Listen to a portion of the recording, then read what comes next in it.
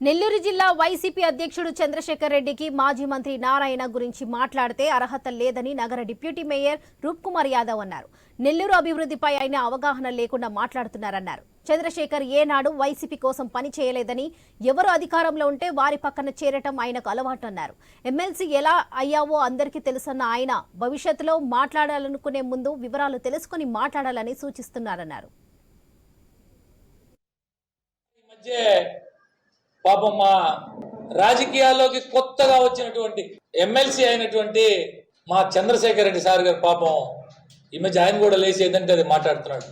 నెల్లూరు నగరానికి సంబంధించినటువంటి నగర అభివృద్ధి మీద ఆశ్చర్యకరం ఏమిటంటే పాపం ఈ నగరం మున్సిపాలిటీ నుంచి కార్పొరేషన్ గా అప్గ్రేడ్ అయినప్పటి నుంచి కార్పొరేషన్ లో సభ్యుడిగా ఉన్నటువంటి వ్యక్తిని నేను. ఏ రోజైనా అసలు కార్పొరేషన్ అంటే ఏమైనా తెలుసా నీకు? దాంట్లో ఏ సెక్షన్లు ఉంటాయి, ఏ పనులు చేస్తారు, ఏ అభివృద్ధి జరిగింది, గతంలో ఏం జరిగింది, అసలు నువ్వు రాజకీయాలు ఎక్కడున్నావు అని అడుగుతున్నా.